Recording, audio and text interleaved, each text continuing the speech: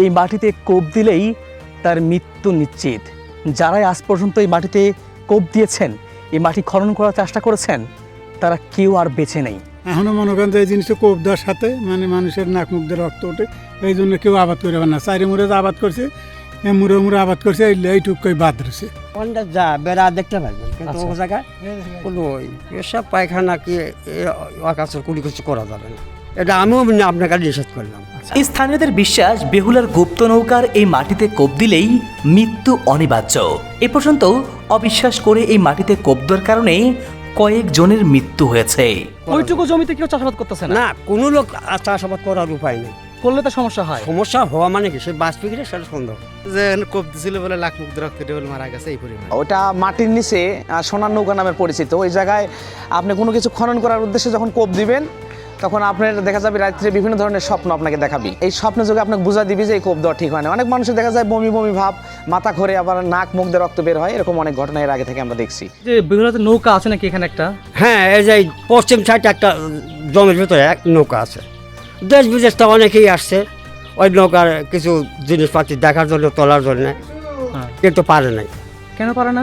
পারে না, ওই কিছু কাজ করলেই অসুবিধা হয়। অনেকজন মারা গেছে, স্কুলের ছাত্ররা পর্যন্ত প্রায় 60-70 জন ছাত্র, তারা আর কেউ রাজশাহী, বগুড়া, আপনার এই সিরাজগঞ্জে চিকিৎসা হয়, তারা হয়তো আল্লাহ বাঁচা গেছে টাকালে। ও ওইখানে কূপ দেওয়ার ফলে সমস্যা হয়। হ্যাঁ, তাহলে ওই মাটিতে কেউ কূপ দিতে পারে না, কেউ পারে না। আমরা এখন সেই নৌকাটি দেখতে যাচ্ছি, যেই নৌকাতে করে বেহুলা তার বাবার বাড়ি থেকে স্বামীর বাড়িতে যাওয়া আসি করতো। সেই নৌকা আদ অব্দি এখানে রয়ে গেছে। আর কি ভয়ানক ব্যাপার যে এখনো সেই মাটিতে কেউ কোপ দিতে পারে না। যেখানে বেহুলার নৌকা আছে, কেউ নাকি মাটিতে কোপ দিলেই নাকি মানুষের মৃত্যু হয়।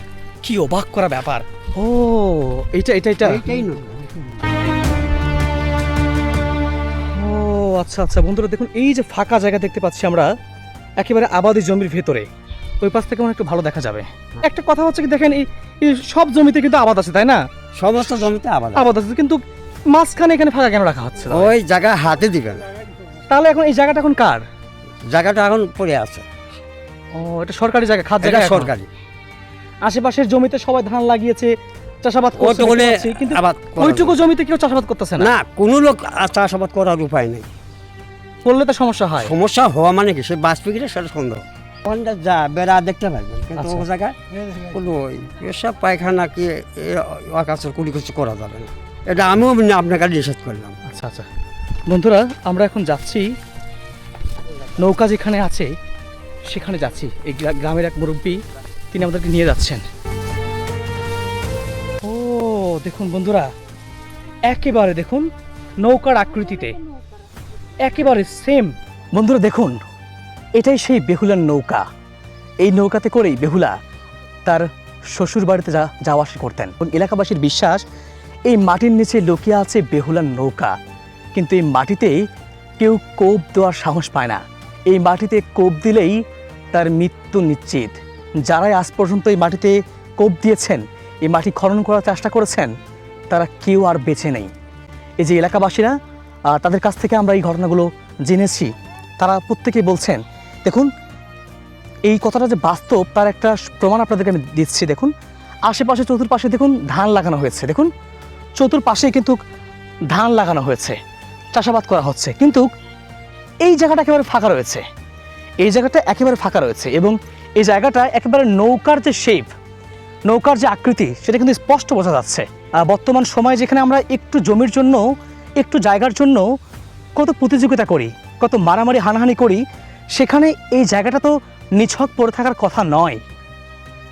এই জায়গাটা যেহেতু পড়ে আছে, এই জায়গাটা যেহেতু আবাদ করা হচ্ছে না, তার মানে স্পষ্ট বোঝা যাচ্ছে অবশ্যই কোনো ঘটনা এর সাথে সম্পৃক্ত রয়েছে। এই জায়গাটা তো আপনারা মানে জন্মের পর থেকে এরকমই দেখতেছেন, তাই না? হ্যাঁ, আমরা জন্মের পর থেকে এরকমই দেখতেছি। ছোট থেকে শুনছি যে তাই বেহুলার কুয়া আছে, বেহুলার লাউ আছে। এই লাউডো এই যে লাউয়ের মতনই এখনো মাটিতে আছে।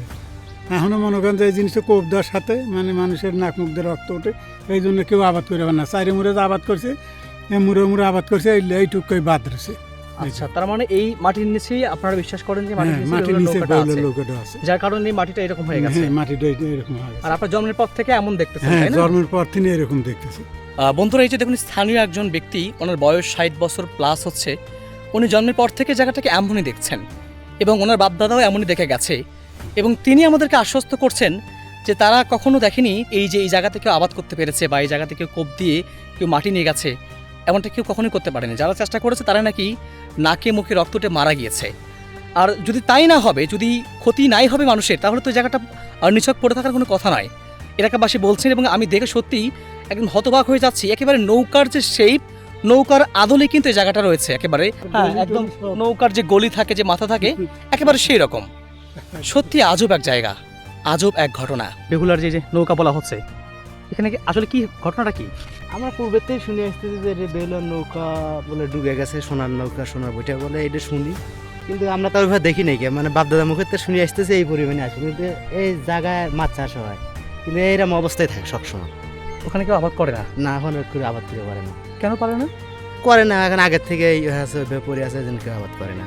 ভয় ভয় করে না, না কোন কারণে করে না, কারণ এটা মাছ চাষ হয়, হলে পরে জাল টান দিলে হিসাবে করলে জায়গা নষ্ট হয়ে যাওয়ার কথা, কিন্তু নষ্ট হয় না, তো এইভাবে থাকে, এভাবেই থাকে। এইভাবেই থাকে।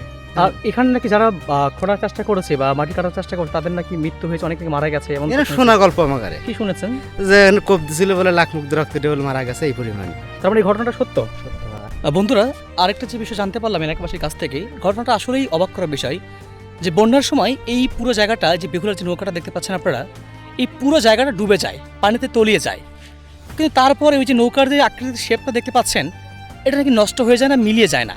সাধারণ অর্থেই যখন পানির নিচে মাটি তলিয়ে যায়, তখন পলি মাটি পড়ে জায়গাটা কিন্তু ভরাট হয়ে যাওয়ার কথা বা মুছে যাওয়ার কথা, কিন্তু বর্ষার পানিতেও তলিয়ে গেলেও এই জায়গাটা কিন্তু নষ্ট হয়ে যায় না, ঠিক এই রকমই থেকে যায়।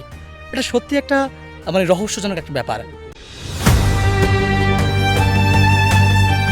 সত্যি কথিত এই বেহুলার নৌকার ঘটনাটি আজও গ্রামের মানুষের মাঝে এক অজানা রহস্য আর আতঙ্কের নাম। এই আধুনিক যুগে এসেও মানুষের এমন বিশ্বাস আর এমন রহস্যময় ঘটনা হয়তো অনেকের মনেই নানা প্রশ্নের জন্ম দেবে। কিন্তু আমাদের প্রকৃতিতে এখনো এমন অনেক নিদর্শন রয়েছে যা বিজ্ঞান আর যুক্তি দিয়ে কখনোই নির্ণয় করা যায় না। তারাশের বিনসারা গ্রামের কথিত এই বেহুলার নৌকাটি তেমনই এক নিদর্শন, যার অলৌকিকত্ব ও রহস্যময়তা আজও অজানা।